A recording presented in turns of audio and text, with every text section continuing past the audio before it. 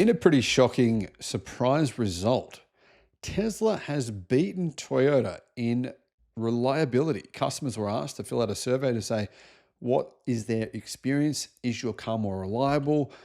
And well, Tesla came in first place, which is interesting because I thought Toyota was meant to be the most reliable car brand in the world. Now, as you guys know, my experience with Toyota, I've had a couple of Toyotas in the past. One of my Toyotas was an absolute bucket of junk. The engine, literally, the head gaskets blew 3 times. And I didn't drive the thing like a mad dog. I really didn't. By the time it happened the third time, I was driving the thing very gently because I was worried that I had no money to afford for another broken engine, and I had to replace the entire engine. I had another Toyota after that, which was actually very reliable. So I think that really your experience depends on the make and model, right? Anyway, here are the results of this survey. Hello, my friends. Welcome to the channel. I'm Sam Evans. You're watching the Electric Viking. Tesla critics usually, well, will say electric cars aren't reliable. Not just Teslas. They'll say in general, electric cars, they're cheap. Particularly, they'll say this about Tesla, though. Materials quality is terrible. There's big panel gaps. I mean, all this stuff is obviously not true anymore, but people still say it, don't they? A survey from the UK shows the opposite is true. Tesla is not just the country's overall best rated car brand, it's also the second most reliable car maker. Guys, I understand this video will be controversial. Right now, I understand people's emotions are very charged and they'll be thinking, Electric Vikings he's just trying to say something good about Tesla. Oh, I hate this. I understand that. I understand where you're coming from. I get it.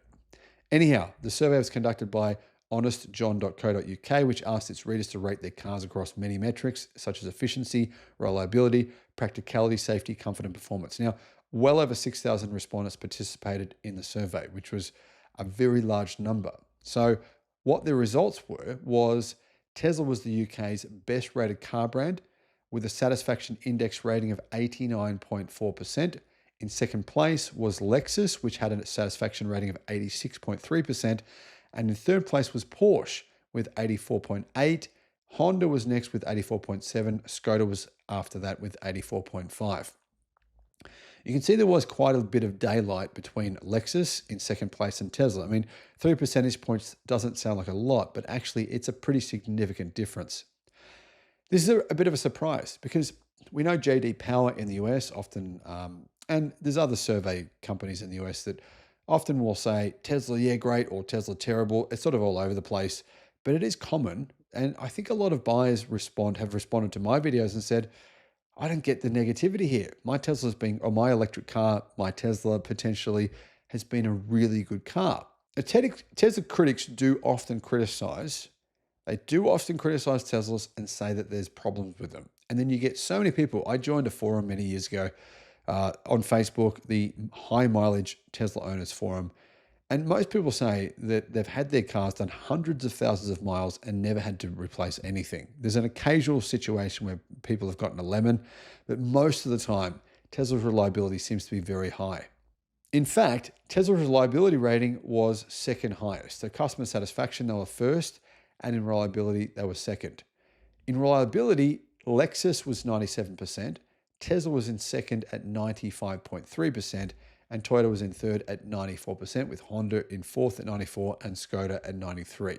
These rankings to me seem pretty legit because a lot of people have responded to this survey, and this website does seem credible to me.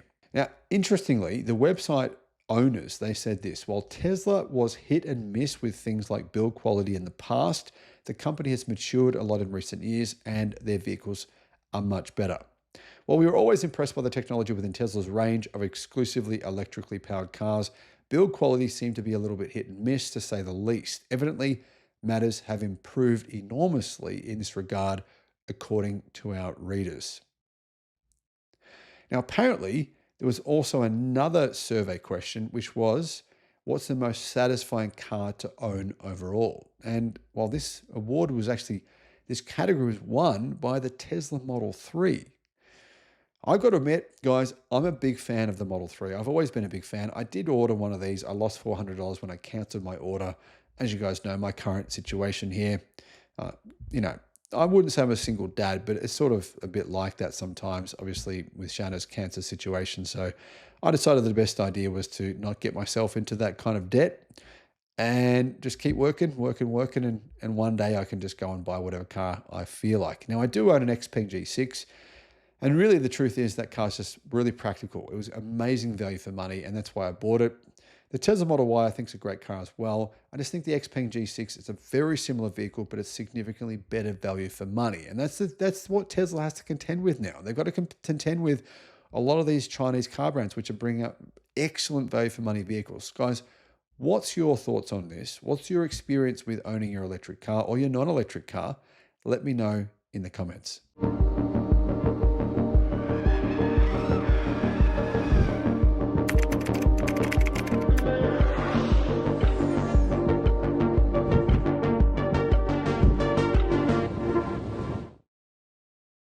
Tesla's first quarter delivery numbers have just come in, and I'm sure you've heard what those are, just under 337,000, which is their lowest delivery figures since mid-2022, which is around 3 years ago.